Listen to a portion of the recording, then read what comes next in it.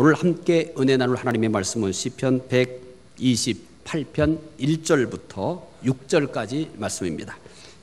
구약성경 899쪽에 있는 말씀입니다. 시편 128편 1절부터 6절, 구약성경 899쪽에 있는 말씀입니다. 말씀 함께 읽겠습니다. 여호와를 경외하며 그의 길을 걷는 자마다 복이 있도다. 내가 내 손이 수고한 대로 먹을 것이라. 내가 복되고 형통하리로다. 내 집 안방에 있는 내 아내는 결실한 포도나무 같으며 내 식탁에 둘러앉은 자식들은 어린 감람나무 같으리로다.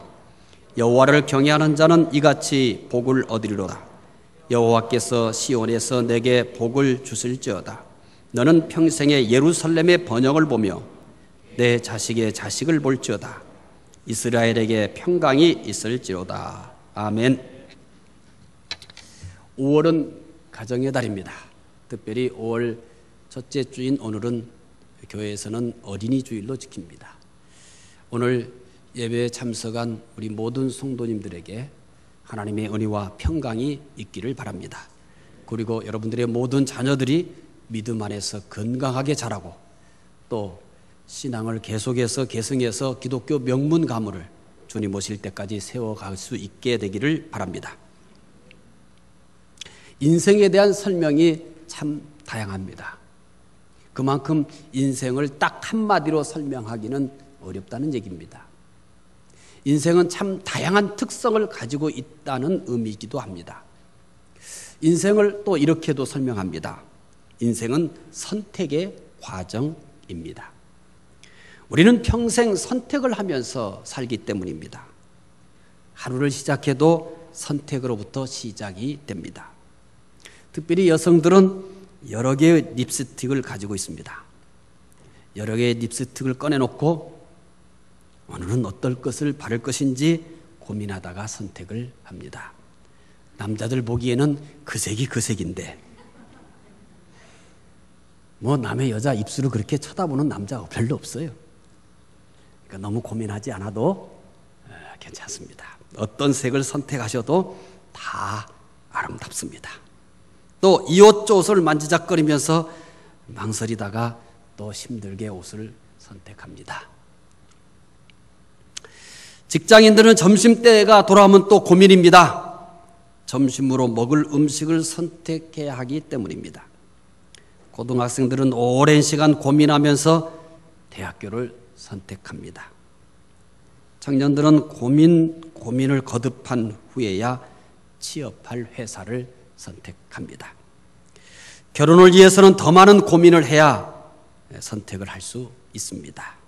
바꿀 수가 없기 때문입니다. 주택을 구하기 위해서도 많은 시간 노력과 고민을 한 후에 선택하게 됩니다. 사실 크든 작든 간에 쉬운 선택은 없습니다. 모든 선택이 어렵습니다.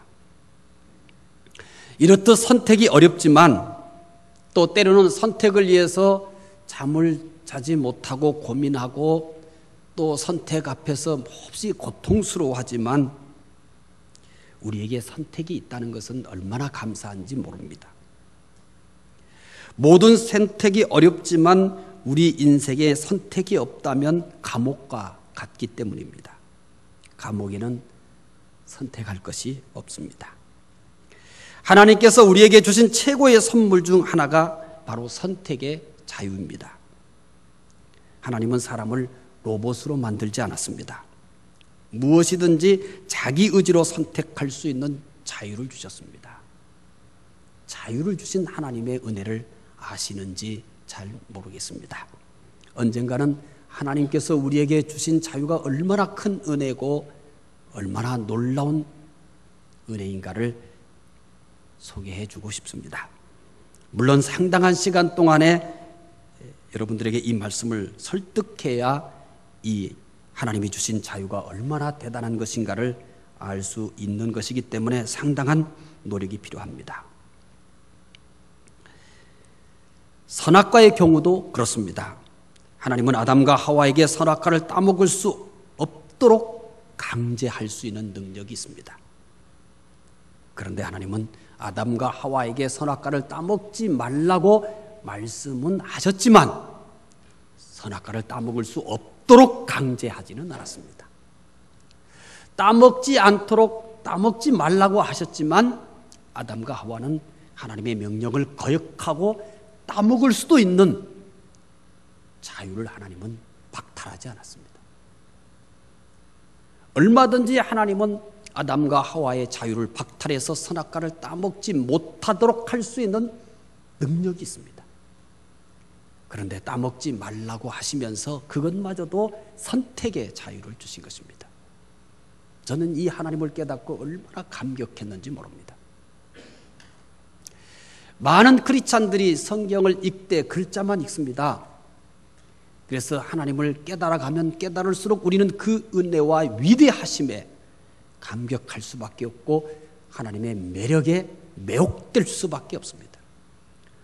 오늘 한국교회 크리스찬들은 너무나 메마르게 예수를 믿고 너무 재미없게 예수 믿고 종교의 의식과 형식에 매여 사는 크리스찬들이 참 많습니다. 그러나 저는 여러분들에게 소망하는 것이 뭐냐면 예수를 어떻게 믿어야 될 것인가 라고 했을 때 그 하나님의 매혹되어서 믿으라고 말하고 싶습니다. 억지로 매혹될 필요가 없습니다. 그 하나님을 알면 알수록 하나님에게 매혹될 수밖에 없는 것들이 수를 헤아릴 수 없기 때문입니다. 하나님께서는 모든 사람들에게 자유를 주셨습니다. 그런데 선택의 자유가 있지만 자신이 선택한 그 결과에 대해서는 책임을 져야 합니다. 여호수아가 가나안 정복을 마치고 세상을 떠나려고 할 때의 일입니다. 유언과 같다고 생각하시면 됩니다. 여호수아는 지도자들을 모았습니다. 그리고 그들에게 마지막으로 선택을 요구합니다. 여호수아 24장 15절부터 16절의 말씀이 바로 이 내용입니다. 함께 읽어보겠습니다. 만일 여호와를 섬기는 것이 너희에게 좋지 않게 보이거든 너희 조상들이 강 저편에서 섬기던 신들이든지 또는 너희가 거주하는 땅에 있는 아모리 족속의 신들이든지 너희가 섬길 자를 오늘 택하라. 오직 나와 내 집은 여호와를 섬기겠노라. 백성이 대답하여 이르되 우리가 결단코 여호와를 버리고 다른 신들을 섬기지 아니하오리니. 여호수아는 이스라엘 지도자들에게 너희가 섬길 자를 오늘 택하라 라고 합니다. 여호수아는 오직 나와 내 집은 여호와를 섬기겠노라고 합니다. 여호수아는 왜 하나님만 섬기는 것을 선택을 하였을까요? 이스라엘 지도자들에게 너희가 오늘 섬길 자를 선택하라고 했을 때도 역시 마찬가지입니다. 나와 내 집은 여호와를 섬기노라고 선언한 것을 봐서 그들도 모두가 자기와 같이 하나님만 선택하기를 원했을 것입니다. 여호수아는 왜 하나님만 섬기는 것을 선택했습니까? 오늘 본문에서 우리는 그 답을 찾게 될 것입니다. 시편 128편 1절입니다. 함께 읽겠습니다. 여호와를 경외하며 그의 길을 걷는 자마다 복이 있도다. 여호와를 경외하며 그 길을 걷는 자마다 복이 있도다. 이 말씀은 시편 128편 1절만의 내용은 아닙니다. 이 말씀은 시편 전체에 흐르는 일관된 사상입니다. 시편의 다른 말씀을 확인해 보도록 하겠습니다. 시편 112편 1절입니다. 함께 읽겠습니다. 할렐루야. 여호와를 경외하며 그의 계명을 크게 즐거워하는 자는 복이 있도다. 여호와를 경외하며 그의 계명을 지키며 크게 즐거워하는 자는 복이 있다라고 말합니다. 시편 115편 13절을 또 읽어보겠습니다. 함께 읽겠습니다. 높은 사람이나 낮은 사람을 막론하고 여호와를 경외하는 자들에게 복을 주시리로다. 아멘. 사실 시편 115편 13절은 따로 떼어서 이 말씀을 꼭 소개해주고 싶을 만큼 큰 은혜의 덩어리를 품고 있는 말씀입니다. 뭐 읽어보니까 뭐 똑같은 글이구만 무슨 거기에 은혜의 덩어리가 있냐고 생각하실지도 모릅니다.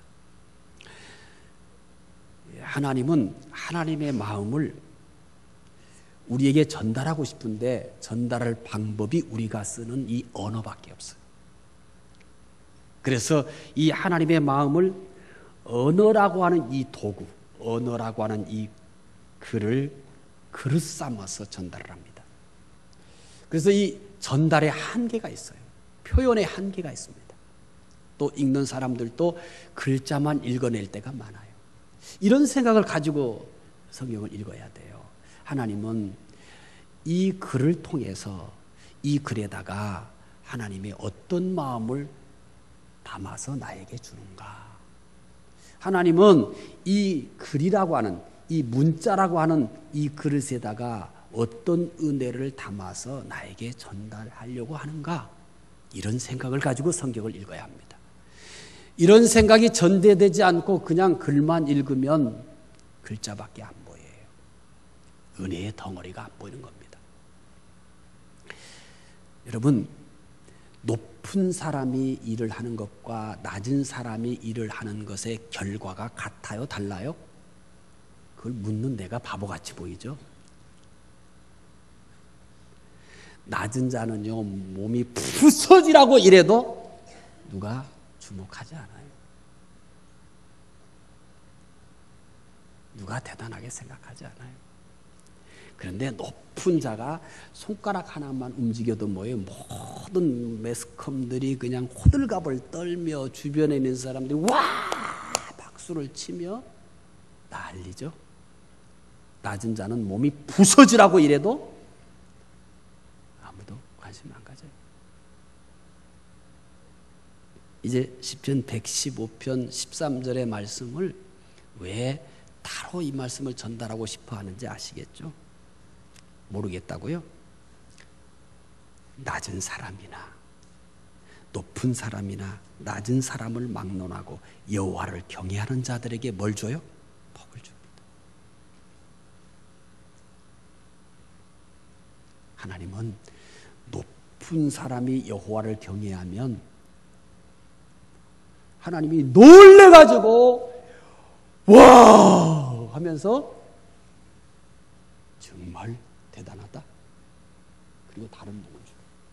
낮은 사람이 여호와를 경외하면 경외하든지 말든지 지 알아서 할 일이지 뭐. 그래 경외했으니까 이거 하나 애따 먹고 떨어져라. 이런 분이 아니에요. 그분에게는 높은 사람이나 낮은 사람이 없습니다. 중요한 것은 하나님을 경외한다는 사실이 가장 중요해요. 그래서 높은 사람이 하나님을 경외하든 낮은 사람이 하나님을 경외하든 하나님은 모두에게 동일한 복을 안겨주시는 하나님입니다.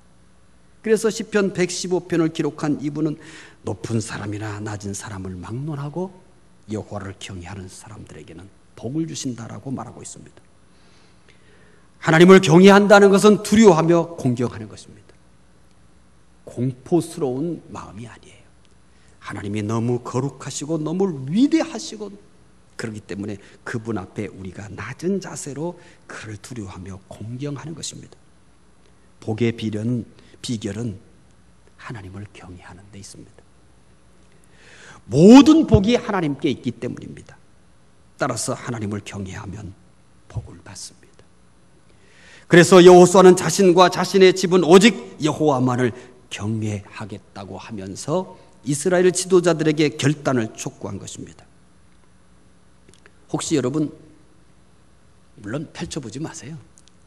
찬송가 1장이 어떤 내용인지 아십니까?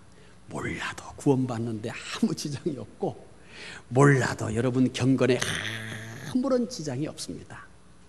그런데 한번 그냥 물어본 거예요. 그냥 물어본 거니까 한번 생각해 보세요. 물론 생각해도 모르겠고 기도를 해도 모르겠죠. 아는 분들이 있으면 정말 대단하십니다.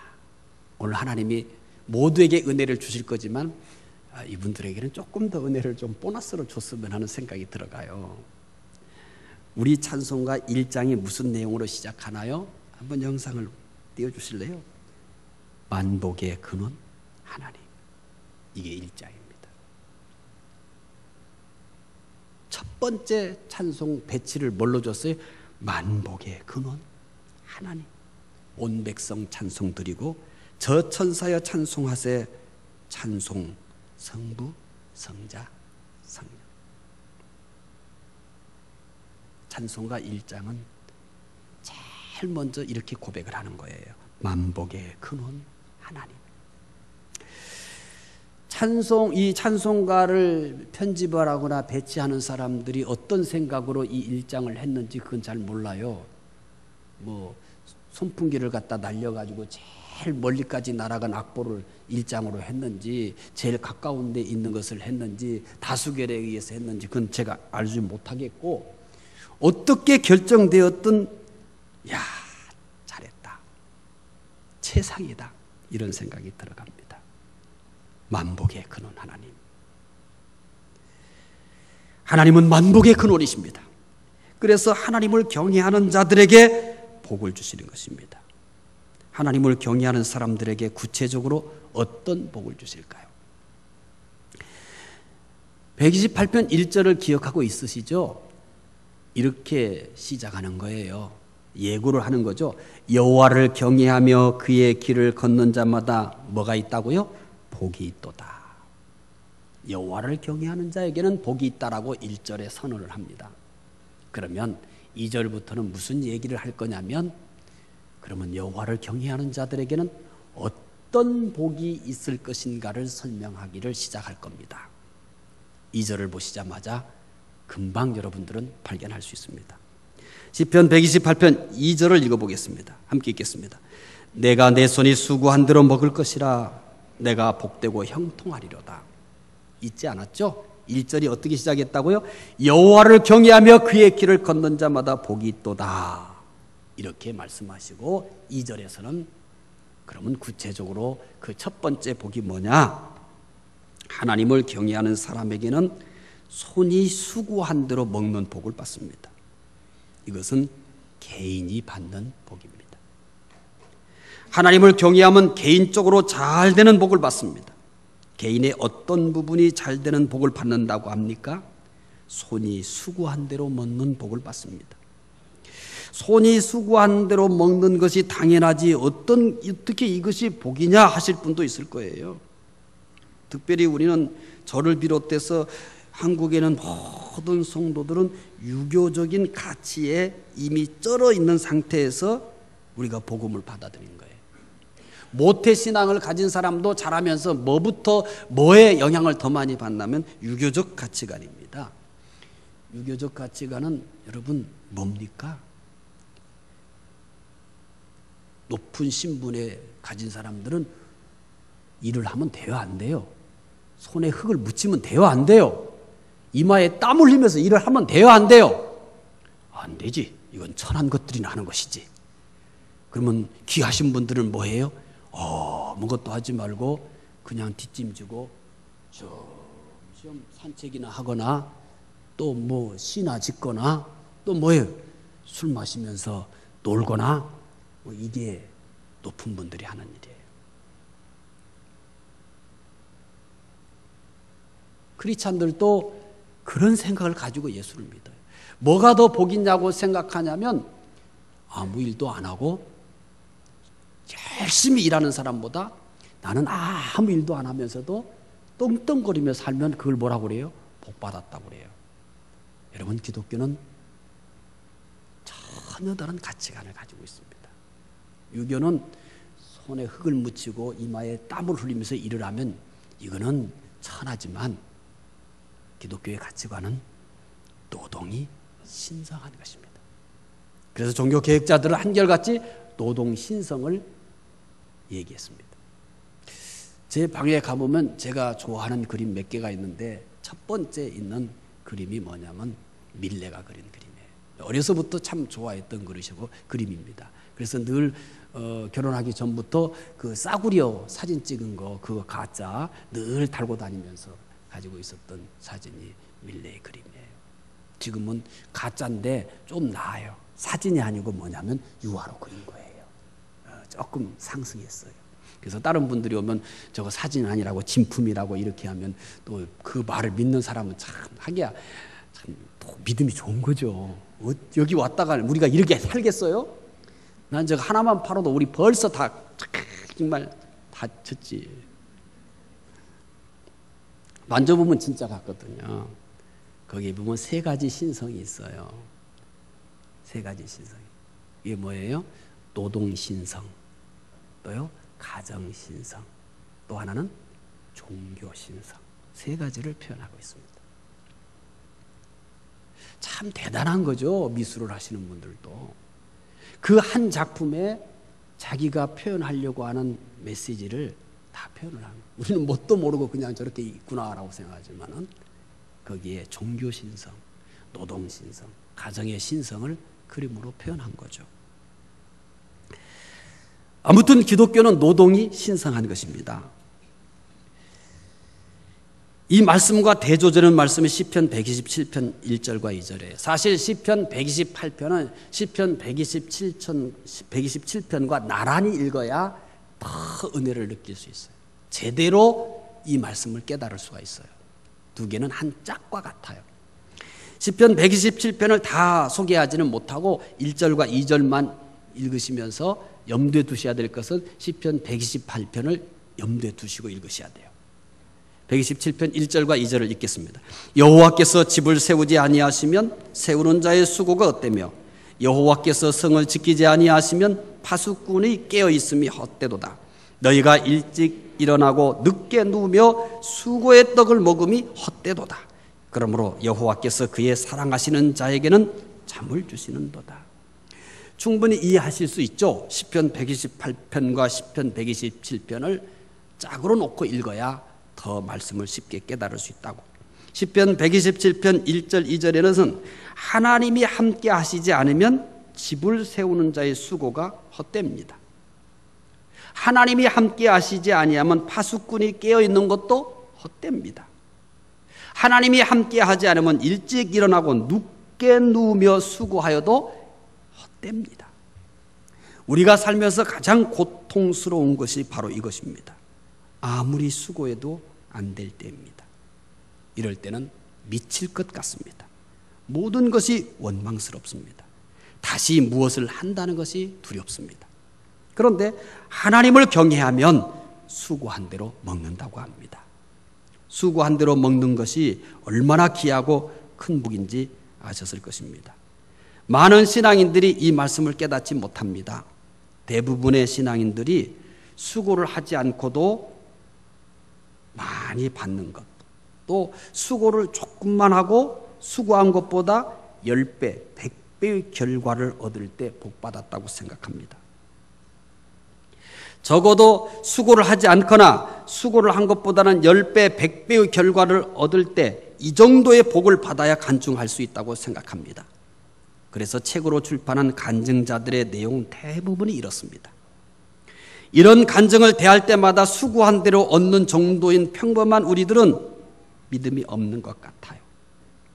복을 받지 못한 것 같아요. 그러나 성경이 말하는 것 복은 불로소득이 아닙니다. 어느 날 갑자기 일확천금을 얻는 것도 아닙니다. 너무 욕심을 내지 마십시오. 수고한 만큼 받는 것이 오늘 성경이 약속하고 있는 복입니다. 성실하게 땀을 흘리고 그 대가를 받는 것으로 만족하며 감사하시기 바랍니다. 하나님을 경외하는 사람에게는 수고한 대로 먹는 복을 주시기 때문입니다. 수고한 대로 먹고 있습니까? 감사하십시오. 그리고 기뻐하십시오. 여러분은 하나님을 경외하는 자에게 주시는 수고한 대로 먹는 복을 현재 누리고 있는 것입니다. 하나님을 경외하면 수고한 대로 먹는 개인의 복을 받습니다. 하나님을 경외하는 사람에게 주시는 복이 또 있습니다. 이제 시편 128편 3절을 볼 겁니다. 1절 기억하고 계시죠? 여호와를 경외하는 자에게는 뭐가 있어요? 복이 있다고 했어요. 그 첫 번째 복이 개인의 복입니다. 수고한 대로 먹는 개인의 복. 두 번째 복입니다. 시편 128편 3절입니다. 읽겠습니다. 내 집 안방에 있는 내 아내는 결실한 포도나무 같으며 내 식탁에 둘러앉은 자식들은 어린 감람나무 같으리로다. 하나님을 경외하면 두 번째 받는 복이 뭐냐면 가정이 복을 받습니다. 개인에서 이제 어디로 확장돼 가고 있죠? 가정에게로. 아내는 결실한 포도나무로 비유를 했습니다. 그리고 자녀들은 어린 감람나무로 비유하고 있습니다. 우리나라는 아내를 무엇에 비유할까요?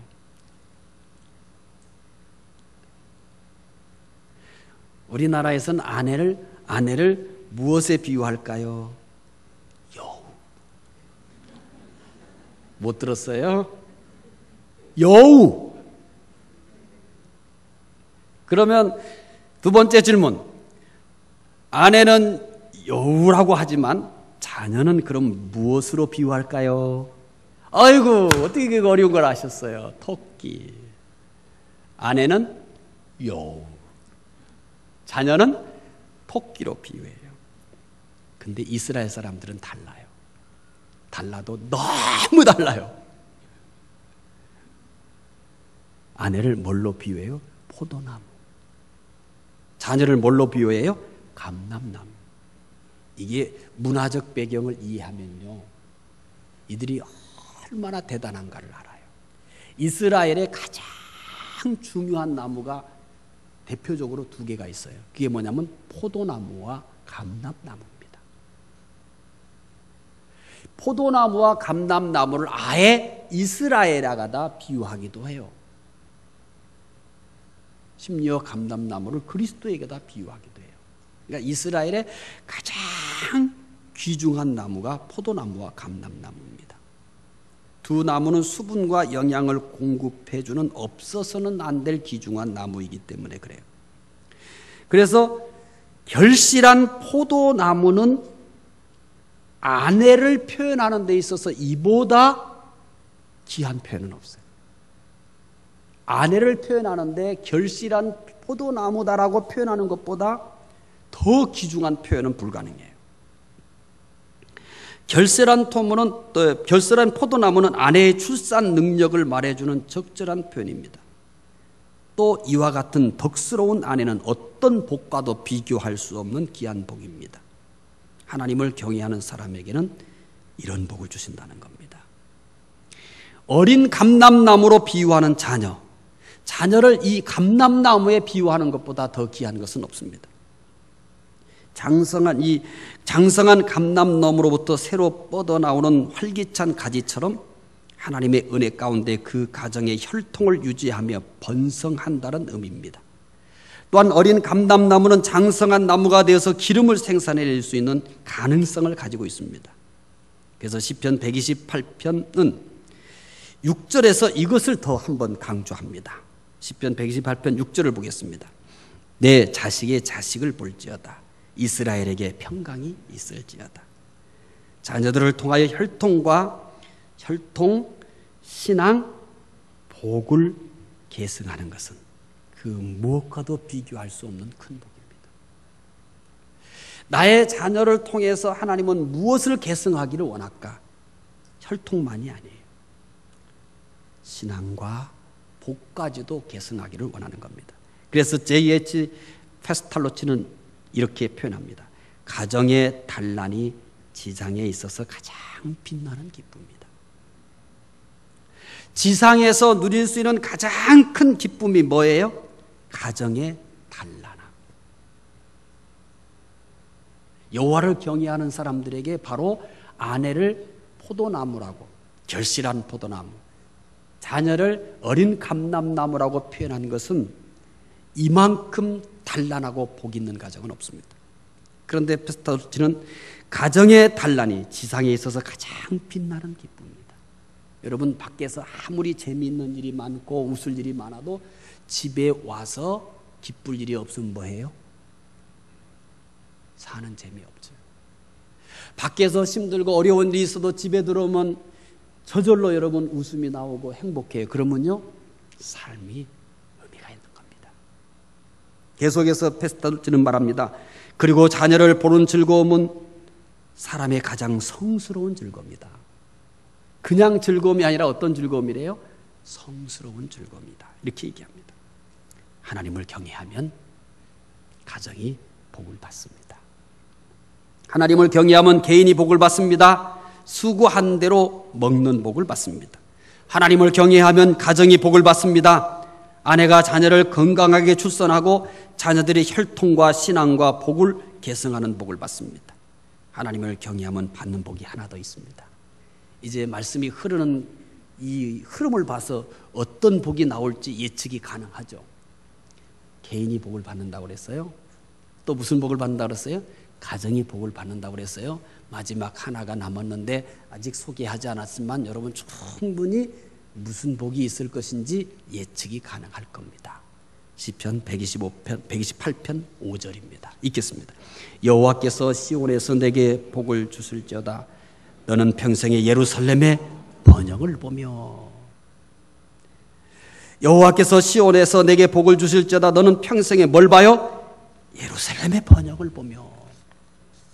시편 128편에서 마지막인 세 번째로 하나님을 경외하는 사람에게 주는 복은 예루살렘의 번영을 본다고 말합니다. 예루살렘은 신앙의 중심지입니다. 정치의 중심지입니다. 예루살렘 성전이 있습니다. 예루살렘에는 다윗 왕조가 있습니다. 이스라엘의 심장입니다. 예루살렘은 이스라엘 전체를 상징합니다.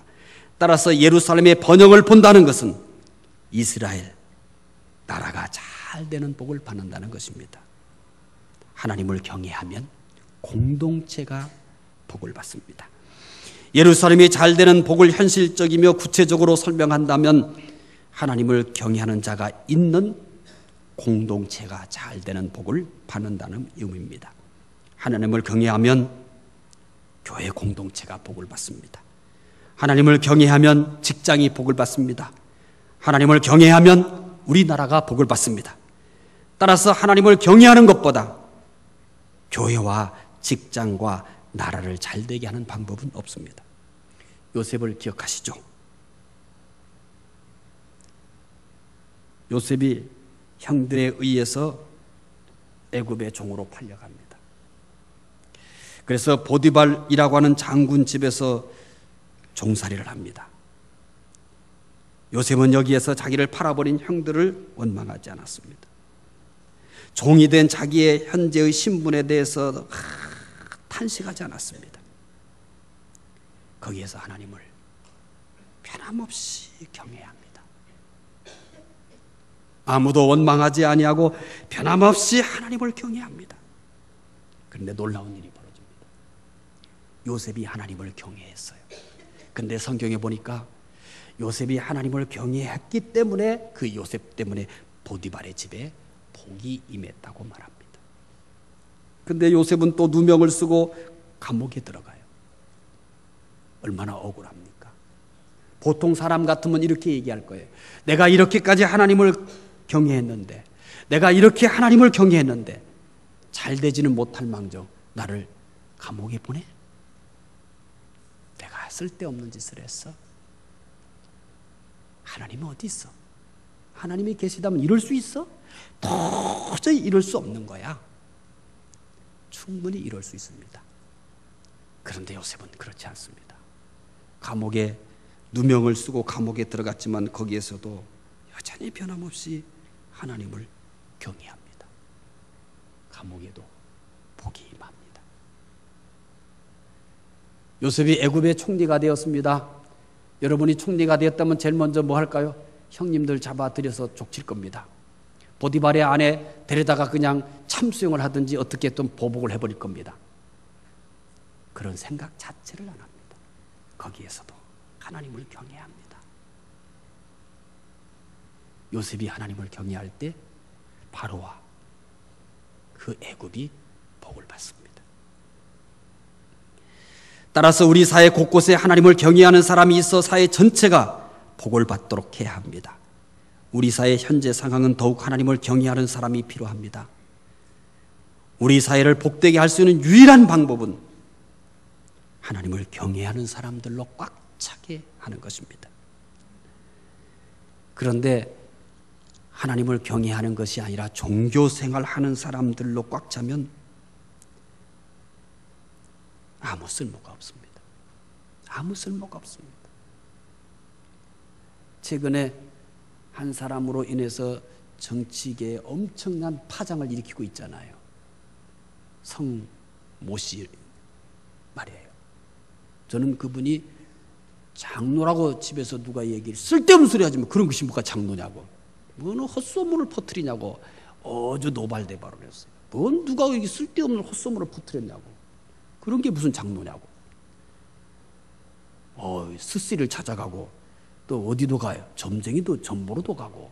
그것이 문제가 아니에요. 그건 장로 아니라고. 말도 안 되는 소리 하지 말라고. 그래서 말도 못하게 탁 입을 막아버리고 갔어요. 그 헛소문이라고. 그랬더니 목사님들 모임에서 또 그러는 거예요. 뭐 그런 것이 장로냐고. 그랬더니 김 목사 진짜야 그러는 거예요. 그 내가 한동안 말을 못했어. 그게 진짜냐고. 나는 또 누가 헛소문을 교회를 해치기 위해서 헛소문을 퍼뜨린 줄 알았다고. 그게 진짜냐고. 그러더니 진짜라고. 그런데 무슨 스시를 찾아가고 또 무슨 전보로 다녀? 그러게 말이야. 교회는 뭐 그런 것을 다 장로를 세웠대? 헌금 많이 했는갑지 뭐. 좋은 일 많이 한다며. 자기 지역에다 장학금도 내고 그러니 교회에다 얼마나 많이 바쳤겠어. 그러니 교회가 얼른 장로 세웠겠지 뭐. 너무 괴로웠어요. 너무 슬펐어요. 이러면 그런 사람이 1억 명이 있어도 소용없어요. 그런 사람 1억 명 있어도 소용없어요. 하나님을 두려워하는 사람, 하나님을 경외하는 사람이 있어야 우리 사회가 복을 받게 될 줄 믿습니다. 하나님을 경외하면 공동체가 복을 받습니다. 여러분, 내가 나라를 위해서 큰 일을 지금 할 수 없을지라도 내가 경건하게 하나님을 잘 경외하는 것만으로도 애국하는 거예요. 나라가 복이 되게 하는 거예요. 하나님을 경외하는 자인 한 자에게는 복이 있습니다. 개인에게 복이 있습니다. 가정에 복이 있습니다. 공동체에 복이 있습니다. 중요한 것은 한 사람입니다. 한 사람 한 사람이 하나님을 경외해야 합니다. 그러면 복이 개인에서 가정으로, 가정에서 공동체로 이렇게 확장되어 세상에 하나님의 복으로 가득하게 될 줄로 믿습니다. 하나님을 경외하는 자는 복을 받습니다. 하나님을 경외하면 개인이 복을 받고 가정이 복을 받고 공동체가 복을 받습니다. 하나님을 경외함으로 복의 통로로 살아가시기를 바랍니다.